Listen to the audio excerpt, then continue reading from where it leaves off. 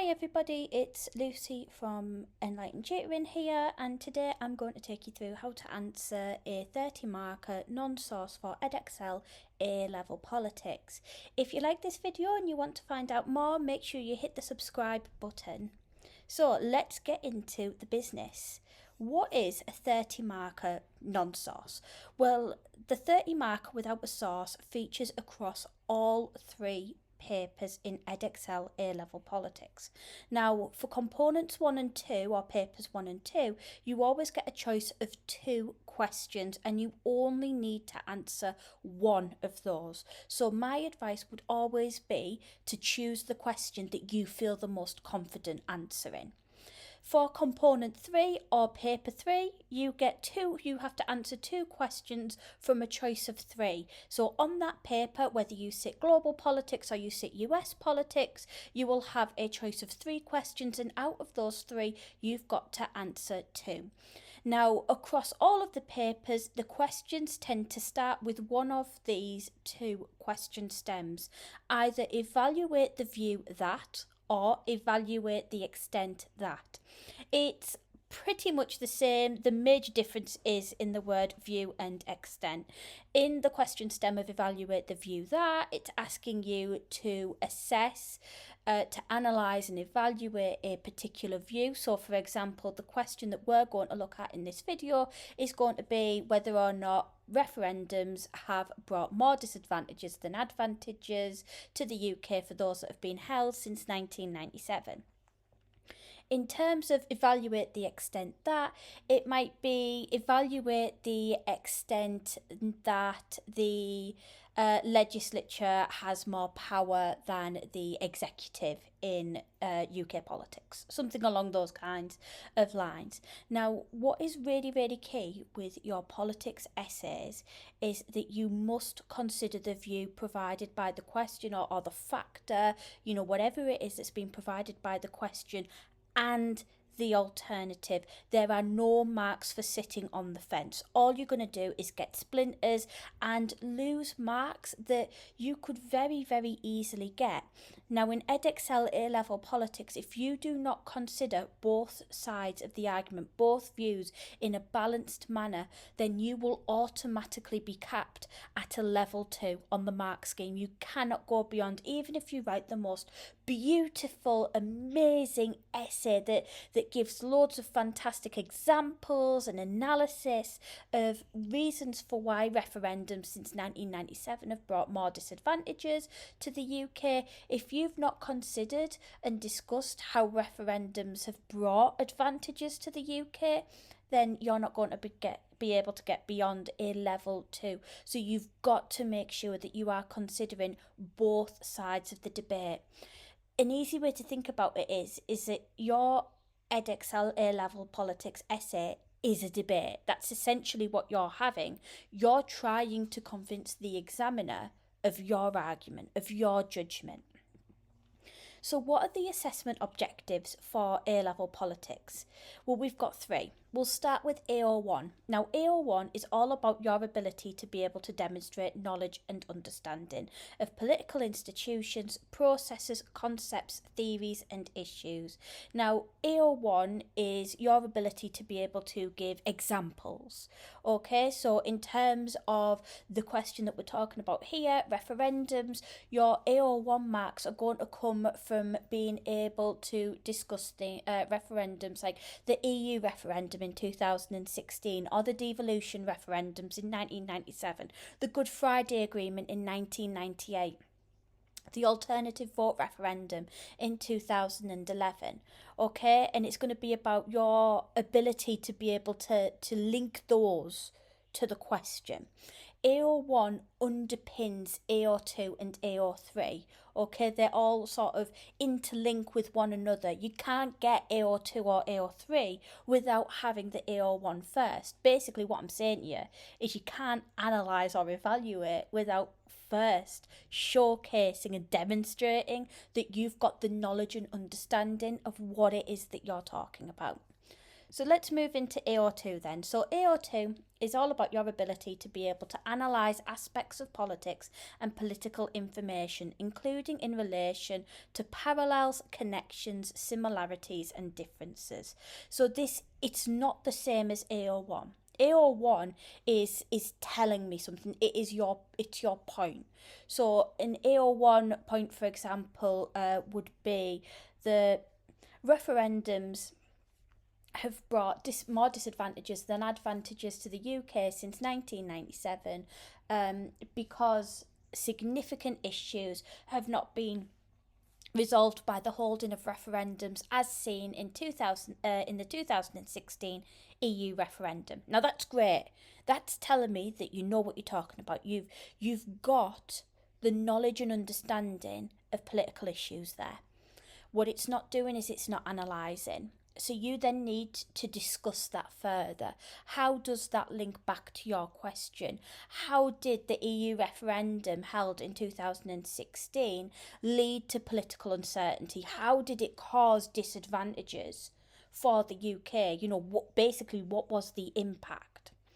And then your final assessment objective is your AO3, which is all about your ability to be able to evaluate aspects of politics and political information, including to construct arguments, make substantiated judgments, and draw conclusions. So this is your ability to be able to tie things up together, evaluate it. What's the strengths and weaknesses of your particular argument? What does it tell us?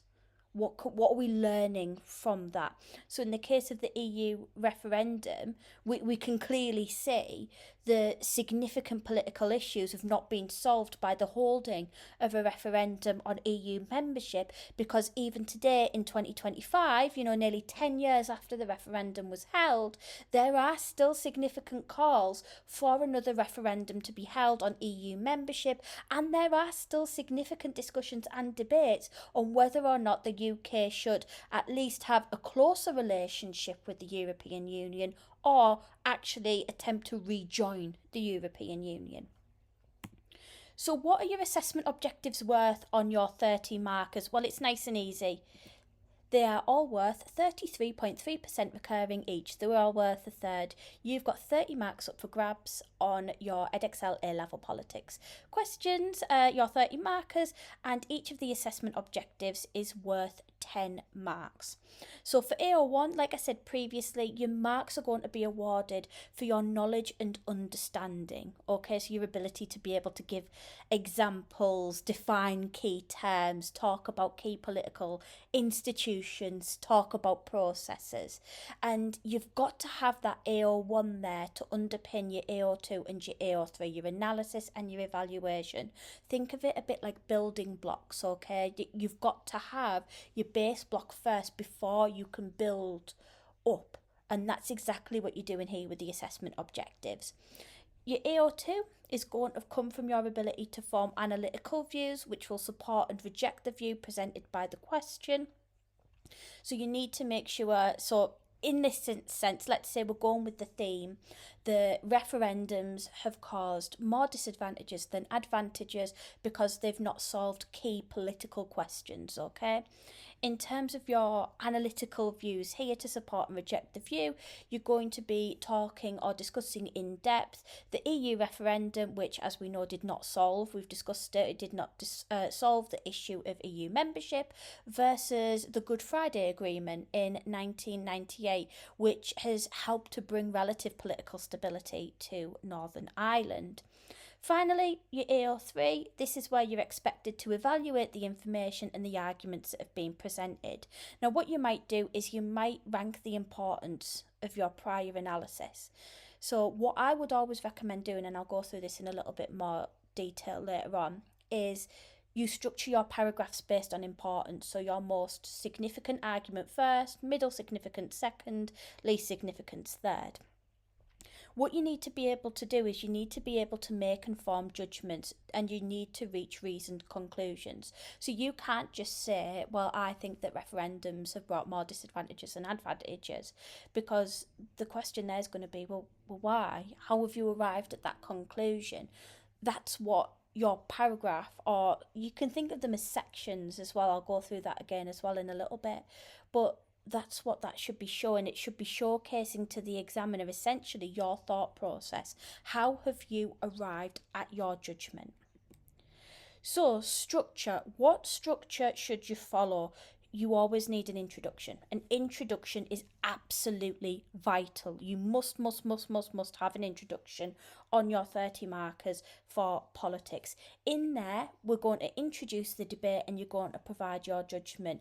Now, I advise following triple D for an introduction, which is define, discuss, direction. And I'll break that down a little bit more further down the line. Next, you're going to move into your main body. Now, this needs to be 3 sections or themes.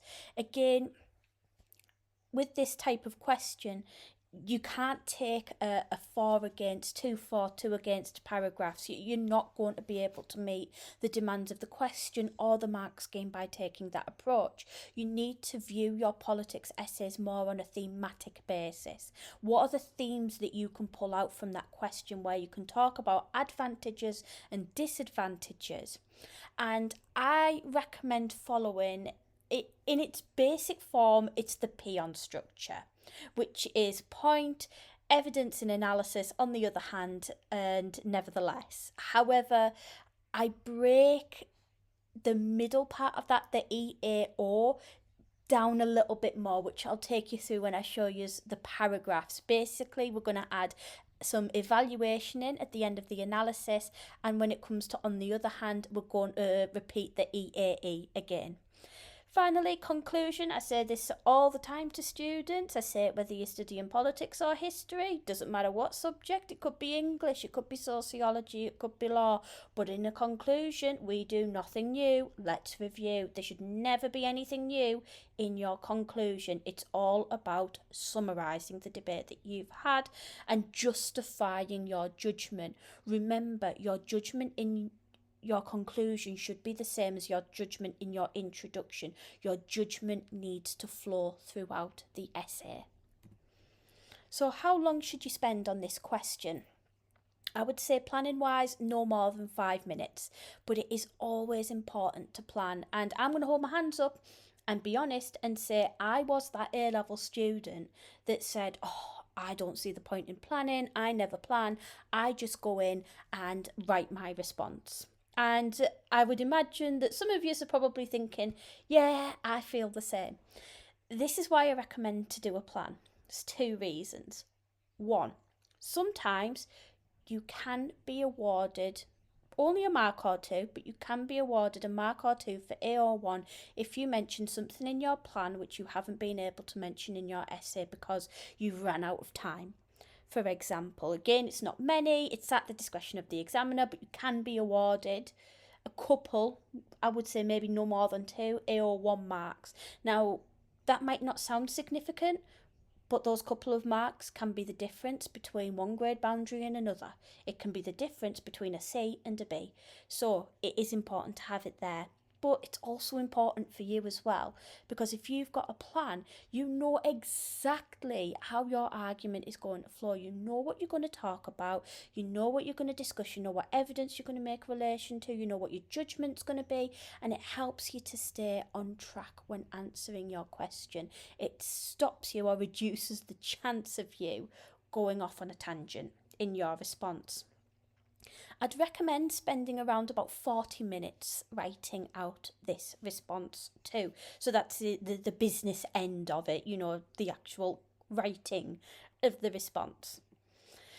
And if you want a shortened down version of this, it is with a history question, but I am going to upload one for politics too. But on my TikTok, I have a shortened version of how to bugs the question. The username is exactly the same as what it is on YouTube. If you just search for Enlightened Tutoring, you will find it. But I always tell students to bugs the question. Why do we bugs the question? It breaks it down and helps us to be able to understand the context and the full demands of the question. Okay, it helps us basically to break down that question so that we can pinpoint exactly what it is that it's asking us to do. So what does BUG stand for? BUG stands for boxing off the command word or the command words. What direction is the question giving us? We underline the keywords. What specification point is the question targeting? Has it given us a particular example? What is the view that it's given us? We're going to glance at the marks and then think about what type of question it is. Yes, we've got two types of 30 markers in A Level Politics. We have got the source and non-source. Those two questions feature on papers 1 and 2, but we've also got the 24 mark ideologies questions as well, which feature on papers 1 and 2, and we've also got the 12 markers from paper 3 as well. And then finally, once we've done all that, we're going to think about what kind of structure are we using. So here's a question. We've mentioned it quite a lot already through the video, but let's break it down, let's box it. So first and foremost, I'm going to box off what are my command words in this particular question, which is evaluate the view. So what does this mean that the question's telling me to do? Well, it's telling me that it wants me to assess the evidence. It wants me to assess the advantages and the disadvantages for the particular view that's being given to me, and it wants me to provide my own judgment on whether or not I agree with that particular view. Next, we'll move on to underlining the keywords. And here we've got referendums held in the UK since 1997. So upon seeing that, I already know that it's tackling specification point 3, electoral systems, particularly 3.2 on referendums. Now, that's the focus of the question in terms of specification point. But remember, politics is synoptic. Everything links in together. So if you can think of knowledge from spec point 1 that might link in to answering this particular question, then don't feel like you can't use it. You absolutely can. And it's the same with component 2. Although in component 2, yes, you are expected to make those synoptic links between component 1 and component 2. You're not expected to do it in component 1, but you can still make synoptic links to your knowledge from component 2 as well. And there's a view that we've been given. Brought more disadvantages than advantages. So if we just reword that question, what it's given me, the direction that it's given me, is that it wants me to assess the evidence that referendums that have been held in the UK since 1997 have brought more disadvantages than advantages. It wants me to analyse key examples, and it wants me to arrive at my own substantiated judgment. Now, there's one more key point that I'm going to point out before I move into the second part, and it is, I'm going to get the pen out for this. It's this part here, 1997. Now, whilst there have been more referendums held in the UK since 1997 than what had been held in the preceding period, you cannot talk about previous referendums, any referendums held before 1997, because they fall outside of the scope of the question. So if you talk about the referendum on EEC membership in 1975, it will be valid in the sense of it'll be correct. There was a referendum held on EEC membership in 1975. The result was yes for the UK to remain as a member of the EEC. But it falls outside of the scope of the question, so we don't need to mention it at all. You can only talk about referendums held since 1997 in response to this question.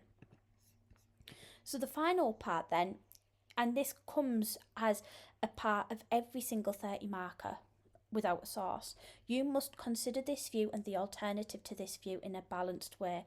The question is giving you the direct instruction that it wants you to consider both sides of the argument, so you must do it. So this is a 30 mark question. There's no source. We've talked about the structure, and that's what we're going to go through in the next steps. So let's talk about the structure. Let's break it down.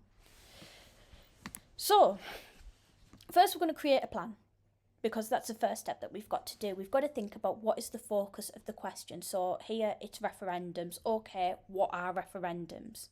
We've been given a particular view to focus on, which is that referendums held since 97 in the UK have brought more disadvantages than advantages. Okay, so we need to think about what themes are we going to discuss? What themes can we pull out in regards to referendums held in the UK since 1997? Is there anything that broadly reaches across the period? Are there any similarities or differences that we can pull out? And then finally, you need to be thinking about what your overall judgment is going to be. Do you think that referendums held since 1997 have brought more disadvantages than advantages? Or do you think that they've brought more advantages than disadvantages? Remember to spend around about 5 minutes completing this. It'll help you to structure and understand the flow of your question. It'll help you to stay on track, and you can be awarded those AO1 marks if your plan mentions something that you've not been able to mention in your essay because you've run out of time. So, in terms of structure, like I said, you should take a thematic approach here. It's not a for, against. It doesn't work for politics. But instead, you should aim to tackle 3 different themes, okay? And the way that you should organise these themes should be from most significant to least significant. So theme 1, the first theme that you analyse and evaluate, that you discuss, should be your most significant point or the strongest argument in your opinion, okay? So if you think that referendums have brought more disadvantages than advantages because they have undermined the union of the United Kingdom, and you think that is the strongest argument against referendums, then that should be your theme 1. Okay, the undermining of the constitutional relationships. Theme 2 should still be a significant point, but slightly less significant than theme 1. And theme 3 should be your least significant point, the one that you think is maybe the weakest argument in your opinion, but is still in line with your judgment. So, write in your introduction. I said already, but we're going to triple D in it. It has to do 3 key things. It has to define the key terms that are mentioned in the question, and the key term that we must ensure that we define in this particular question is a referendum. What is a referendum? Okay, we need to tell the examiner, what do we mean by a referendum? What is it? Okay, what we're meeting there, we're meeting AO1 because we're demonstrating knowledge and understanding of political processes. You should also reword the question as well to show that you understand the context and understand what the question is actually asking you to do. You then need to move into your discuss part, which is stating the themes that your debate is going to tackle. Now, you're not going to go war and peace on these. You're not going to be writing tons of information. It's just a brief introduction, okay? Maybe a sentence or 2 max, maybe 3, on what themes you're going to talk about throughout your essay, because you're going to discuss them in your main body. And then finally, you're going to provide direction. So this is telling the examiner what your judgment is. Do you agree or do you disagree? Do you think that referendums have brought more disadvantages, or do you think they've brought more advantages? And again, you need to back that up with a brief justification, okay? If you just say, it can be strongly argued that referendums held in the UK since 1997 have brought more disadvantages than advantages, the examiner's going to be left asking the question of why. I always say to my students, think of the Backstreet Boys, tell me why. That's the question that they'll be asking, okay? It's just that last little bit that's missing. So you need to provide a brief justification. Again, it's not war and peace. You're going to discuss your justification in your main body, but you need to tell the examiner why you think that. So what did the examiners have to say in their report? So examiners publish reports every year after exam series, okay, for every single paper. Now, for those of you who do Edexcel A Level History, imagine how many examiners reports that is with how many options that are available. Now, I always recommend to students reading examiners' reports because examiners' reports tell you what candidates did well in that particular series and what they think could be improved on, okay? So they are a super useful resource to use as part of your revision. And for this particular question, this is what the examiners had to say. Many answers had introductions which stated their main line of argument. Stronger introductions, however, gave some context to the question, briefly framing the debate before stating their argument. Most candidates also understood that they needed to write a separate conclusion reasserting their main argument. That's exactly what we've just gone through there. So in order to be able to provide a strong introduction, it can't just simply state your view, your judgment. It can't just state what it is that you're going to argue. Again, the examiner's not expecting you to go into massive amounts of depth, but they want you to tell them what your argument is going to be. What themes are you going to discuss? You know, what are the definitions of the keywords? Okay, so let's have a look at an exemplar introduction. So I'm going to read through it and then we'll break it down and discuss it. So a referendum is when a question is put to a public vote. They are an example of direct democracy. Recent referendums in the UK include the Scottish independence referendum in 2014 and the EU referendum in 2016. Referendums are usually put to the public on questions that have caused significant issues for a government, or where a government wants public opinion on a specific question. Since 1997, there have been 2 UK-wide referendums and 7 referendums held on a regional level or in constituent countries. To evaluate the advantages and disadvantages of referendums since 1997, it is important to consider different themes. Although referendums have solved some key issues, they have also created further divisions. Also, referendums may have solved some key constitutional issues and restored civic pride for the nations of the UK. However, some argue that these changes have undermined the Union. Finally, whilst referendums may allow the public to have a say on key political matters, they are often used to satisfy sections of political parties. Therefore, the evidence strongly suggests that referendums have caused more disadvantages than advantages since 1997. So, what have we done? We've defined what we mean by referendum. We've spoken about what referendums are, we've mentioned some key referendums, we've mentioned our themes, and we have provided our judgment. But there's one thing missing from this introduction that I've left out on purpose. Do you think you know what it is? Let me know in the comments below, and I'll tell you what it is at the end of the video. So let's move into the main body of our essay then. So these are the 3 themes that I have chosen that you could tackle as part of this question. Now, you don't have to tackle these 3 themes. There are different themes that you could talk about, and you don't have to rank them in this particular order either. This is just an example of what could be discussed.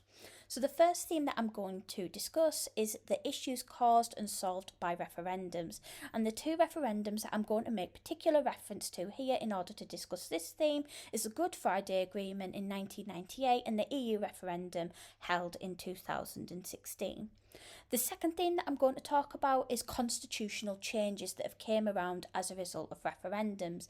And in this particular theme, my main 2 referendums that I'm going to discuss are the devolution referendums of 1997. However, I am going to focus more so on Scotland than I am on Wales, and the Scottish independence referendum held in 2014.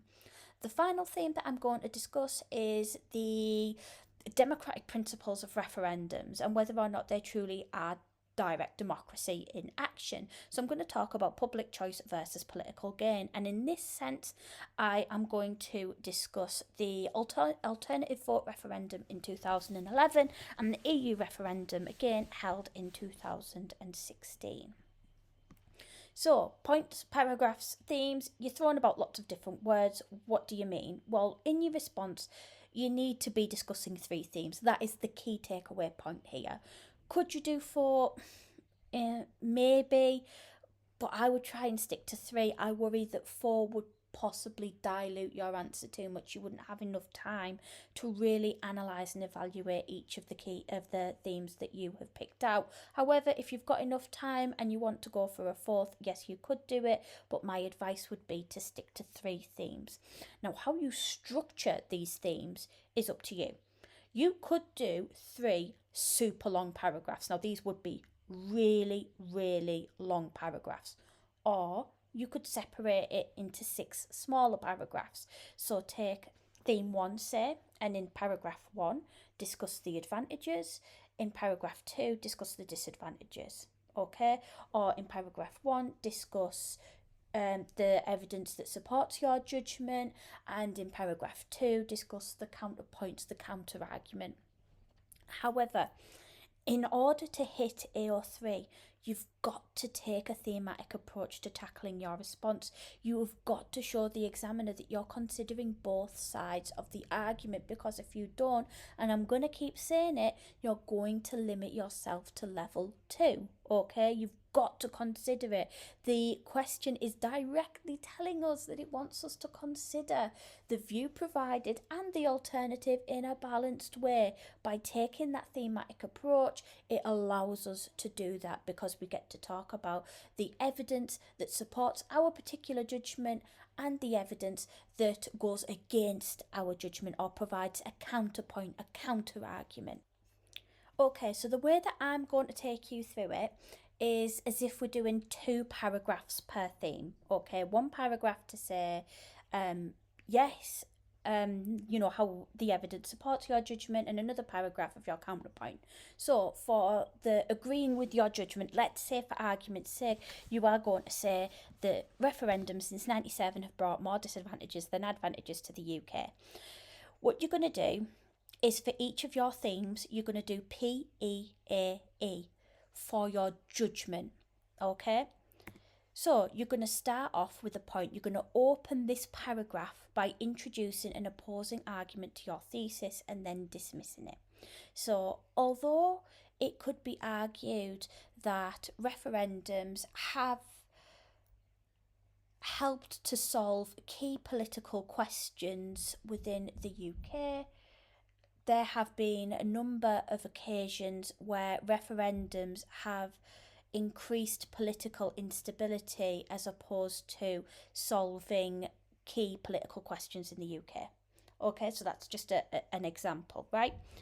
What we're doing there is we're showcasing to the examiner already, before we've even started writing our answer, as in like the section, that we are considering both sides of the argument. Okay, then you're going to move into your E and your A, your evidence and your analysis. This is where we're going to be hitting AO1 and AO2. So we're going to be providing specific examples and then analysing them to support your judgment. So if you're saying that referendums have not solved key political questions in the UK, what are you going to be making reference to? And then how does that answer the question? How does it relate to the particular view or the particular question that you've been given?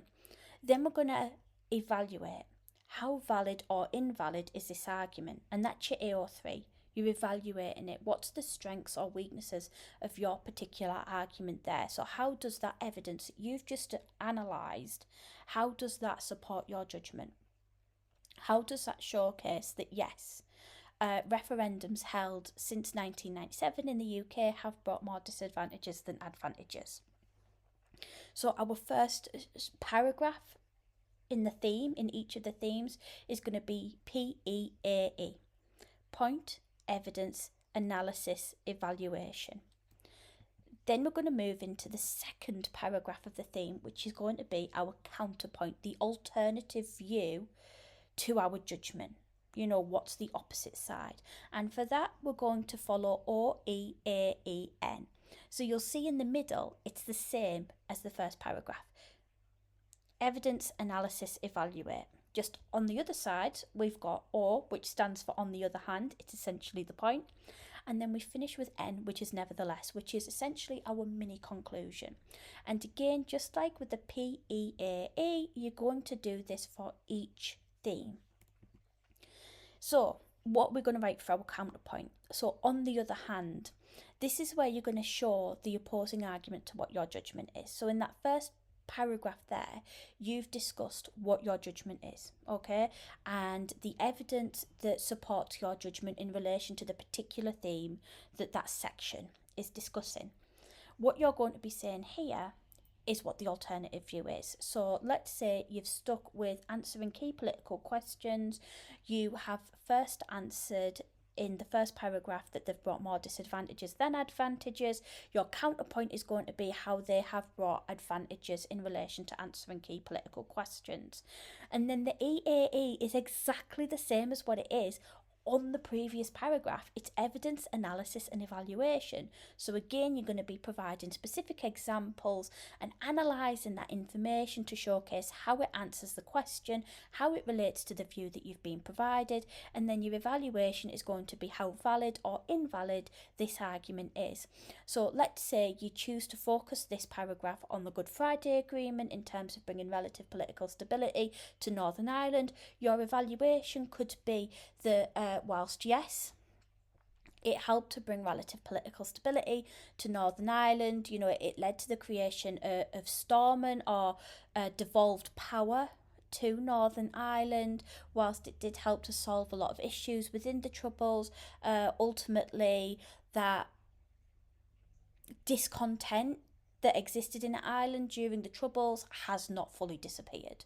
Okay, and there are still calls for Ireland to be reunited, and we are particularly seeing that today with the rise in support for parties like Sinn Féin within Northern Ireland.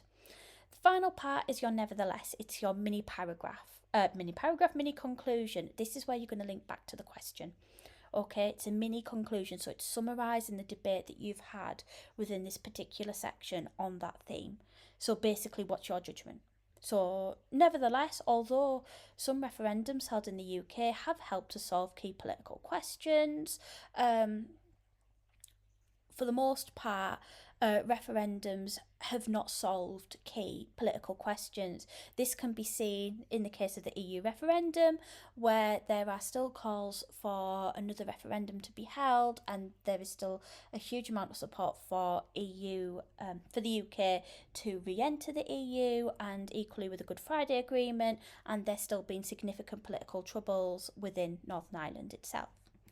So what I'm going to do now is I'm going to take you through a breakdown for theme 1 of how I would do this, and then I'll show you a plan for theme 2 and theme 3. So for theme 1, in terms of starting out with my point, I'm going to start out with that the first theme that I chose, which was the one we've just been discussing, all about whether or not referendums have answered key political questions. So my point is, since 1997, meeting the demands of the question, focusing on the particular period that's been given, some referendums held across the UK have helped to solve key political and constitutional issues, such as the Good Friday Agreement in 1998. However, referendums such as the EU referendum held in 2016 have caused more issues than they have solved. So already, what I've showcased to the examiner there is I've introduced my theme, key political and constitutional issues. That's what I'm talking about. And I've showcased to the examiner that I'm considering both sides of the argument. I've talked about how they have helped to solve key political and constitutional issues, and I've mentioned how they have caused more issues than they have actually solved. So what evidence, analysis and evaluation could I use here? Well, as I said previously, we're going on the line that we are saying that referendums have brought more disadvantages than advantages. So in this part, I'm going to be discussing how they have in relation to the theme of key political and constitutional issues. So the referendum I'm going to make reference to and focus on is the EU referendum held in 2016, which was initially held in order to solve the issue of EU membership, because it had been quite a turbulent issue and Euroscepticism had been growing in the UK since the late 1990s. It starts to come to a head in around about 2015. And the reason that the referendum is held is because Parliament can't agree, and it would be a huge political change for the United Kingdom. So the decision is made to send the vote out to the public in order to allow the electorate to make a decision. Now, the turnout of the EU referendum in 2016 was 72.2%, which is just under 3/4 of the electorate, people who were eligible to vote at that time. So it's around about the average turnout for UK general elections. So it's not lower than a UK general election on average turnout, but it's not higher either.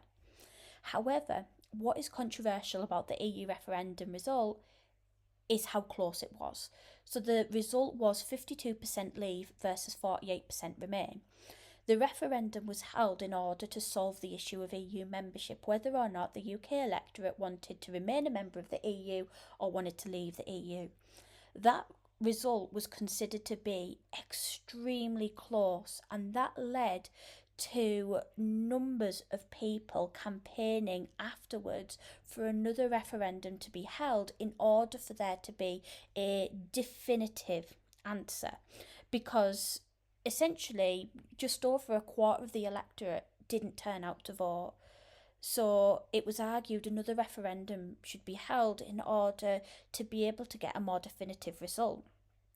So the referendum itself still divides public opinion. Although it was held to solve the issue of EU membership, it hasn't really done that, because we still saw, particularly in the period of 2016 to 2019, major political issues regarding EU membership.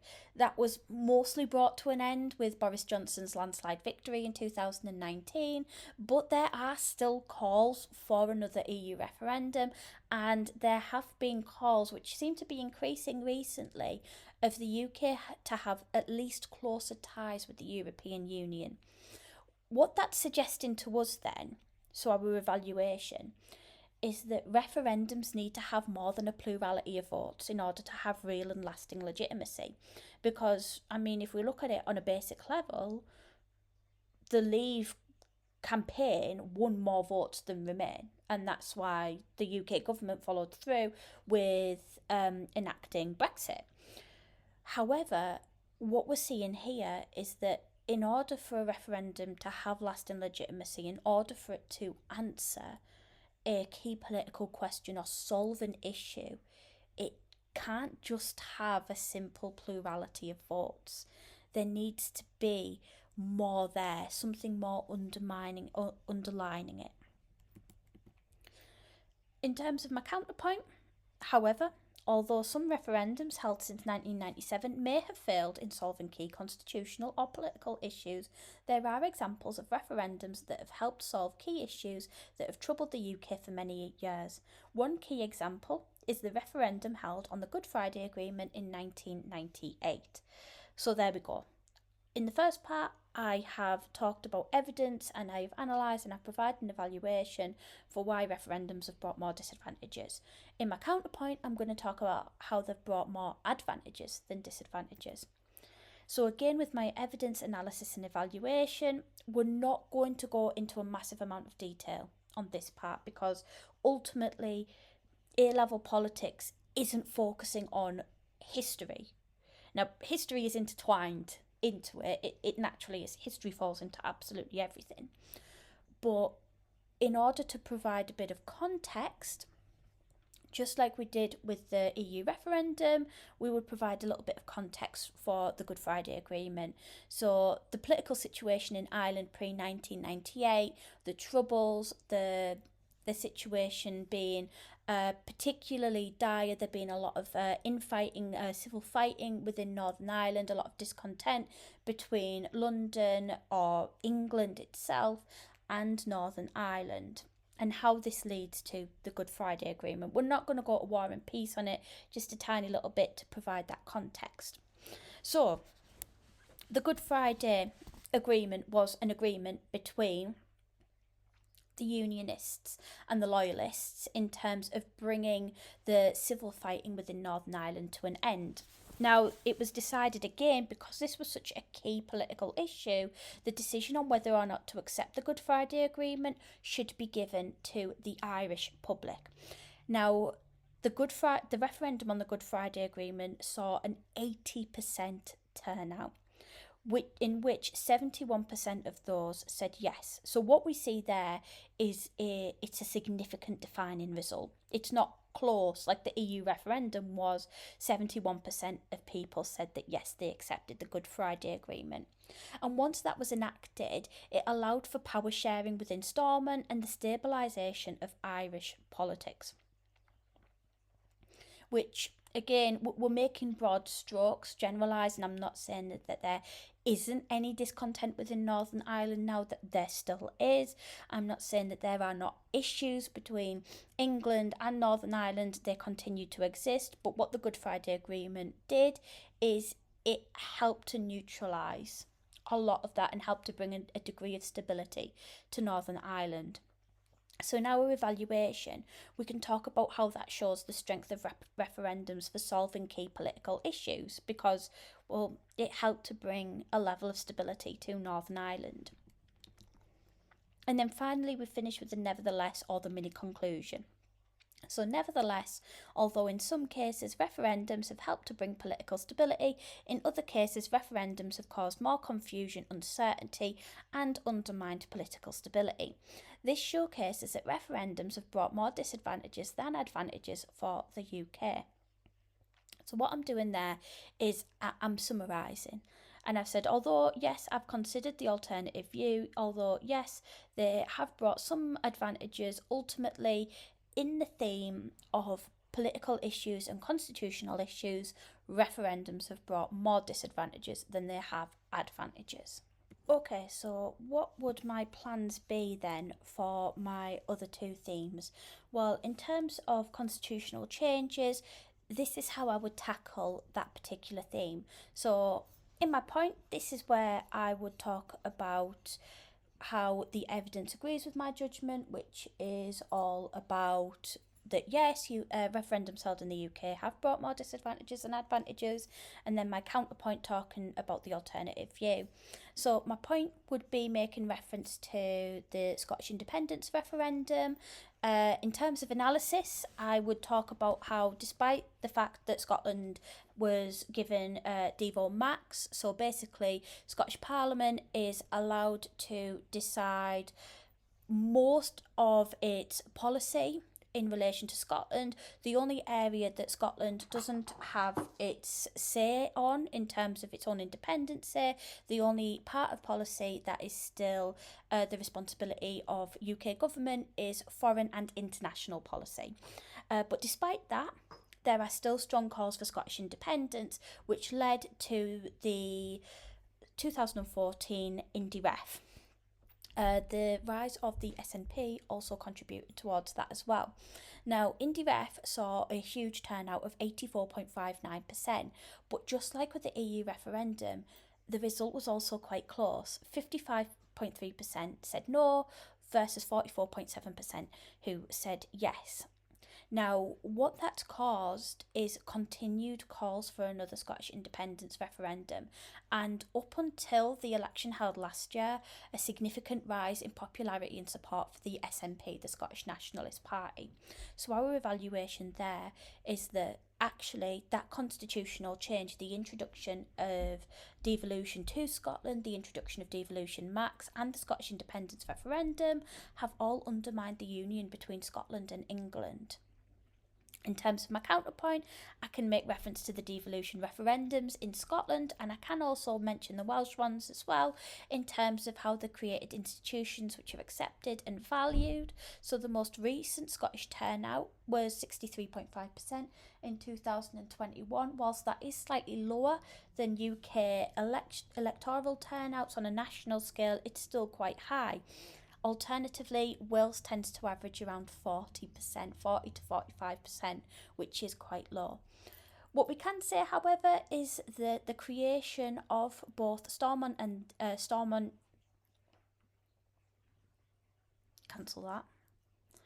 However, what we can say is that the creation of the Senedd and Holyrood is that they have restored civic pride within Scotland and Wales, and that they have worked well, and therefore it would be impossible for the UK to remove these institutions without the consent of the people. And then our mini conclusion. Although referendums have restored civic pride and a sense of national identity, ultimately they've undermined the union. Final theme, public choice versus political gain. Here I'm going to talk about the AV referendum versus the EU referendum. So in terms of the AV referendum, I'm going to talk about how that was held to satisfy the Liberal Democrats in terms of the coalition government. Yes, there had been some support in terms of changing the electoral system in the UK. But the turnout for the AV referendum was not very high. It was actually quite low, and the result was a resounding acceptance, first past the post. But the main reason that it was held was in order to satisfy the Liberal Democrats. In terms of the EU referendum, it was held due to party pressure from within the Conservative Party and from pressure from UKIP itself as well. Which leads us to the evaluation that democracy isn't the reason for calling referendums. It's actually called for political gain or in order to satisfy particular factions within political parties. The counterpoint to that can also be the EU referendum in terms of the fact that parties couldn't agree on whether or not the UK should be a member of the EU or not, and then even on an individual level within parties were split on whether or not they wanted to remain within the EU or they wanted to leave. Some members wanted to stay, some members wanted to leave. And it was deemed to be a huge political change. So a referendum was used to end that gridlock, to allow the public an option to have a say. But equally, MPs were also allowed to have a say on whether or not they supported EU membership or not. So collective ministerial responsibility was suspended for this particular referendum. There were no party lines, there was no whip, so to say, for this referendum. Okay, members of political parties were free to be able to support whichever side they wanted. Therefore, our evaluation is that public referendums are sometimes the only option to bring clarity. However, our mini conclusion, although referendums have been used in order to gauge public opinion, more often than not, they're called for political gain. So what about the final part then, our conclusion? Well, there's 3 important parts for your conclusion. Nothing new, let's review. As we say, your conclusion should never contain anything new. The evidence that you talk about within your conclusion should always have already been mentioned in your main body. Essentially, your conclusion serves as a summary, putting the final bow on top. You're going to weigh up in your conclusion. Your conclusion needs to show that you've considered all sides of the argument. How important are your themes? Can you rate them from most important to least important? How have you considered that actually referendums have brought some advantages? And then finally, you need to answer the question. You've got to provide your judgment with justification. Why? Why is it that you think that referendums since 1997 have brought more disadvantages than advantages, and your judgment needs to be the same one as what's in your introduction. The examiner needs to be able to see how that's flown throughout the entirety of your essay. So let's have a look at our conclusion then. So this is an exemplar. So I'll read through it and then we'll break it down a bit.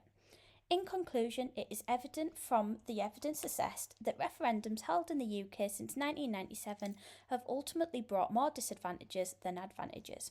Whilst some significant positives, such as the achievement of relative political stability in Northern Ireland and devolved power to Scotland and Wales, have been achieved, there have been more negative impacts.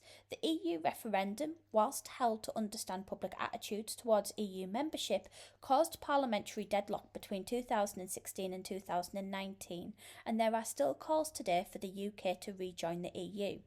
Also, devolution to Scotland in particular has caused issues around the topic of independence. Although the result in 2014 was yes to the Union, there have continued to be calls for another Scottish independence referendum. Finally, even though referendums can be called to gauge political attitudes, since 1997 the evidence suggests that many of the referendums called have been done so for political gain, rather than in the interests of direct democracy. Therefore, it can be strongly argued that referendums held since 1997 in the UK have brought more disadvantages than advantages. So as you can see, I've summarised the debate that I've had. I've talked about my themes, I've not mentioned anything new, and I've provided my judgment. But I've missed out the same thing in my conclusion that I missed out in my introduction, and I said I'd tell you what it was. Although, yes, I have provided a justification in terms of talking about my themes in both my introduction and conclusion, at the end of that final sentence should be a because. Therefore, it can be strongly argued that referendums held since 1997 in the UK have brought more disadvantages than advantages because. So what's my brief justification? Why have they? Because they have, because for the most part, they have not solved the key political issues that they have been designed to solve. That's all we needed to add. So what's my final top tips then for your 30 markers without a source? Plan, plan, plan. Like I say, it ensures that you know which direction your argument is going to take and you're less likely to lose focus of the question. It means you know exactly what it is that you're talking about, what you're going to talk about, and what evidence you're going to utilise. Consistent judgment. Your judgment needs to remain the same throughout the entire essay. Yes, you need to consider the alternative, the counterpoint, so to say, but your judgment should be the same one in your introduction as what is in your conclusion. You can't say that you think referendums have brought more disadvantages than advantages in your introduction, and then in your conclusion say that you think they've brought more advantages than disadvantages. Finally, focus on the wording of the question. You need to utilise it. In your response, link back to those key words. Link back to referendums. What do we mean by referendums? What do we mean by advantages and disadvantages? You need to link back to those key words, because what that shows the examiner is that you understand the context, focus and demands of the question. So I hope that's helped you with understanding how to tackle a 30 marker without a source. Yes, I've tackled one from component 1, but the exact same skills and structure would also translate over to components 2 and 3 as well. If you found this video particularly interesting, I'd really appreciate a thumbs up and a subscribe. And if you could check out my TikTok too, which is linked in my bio, I would also super appreciate that. Thank you for watching, guys, and I'll see you next time.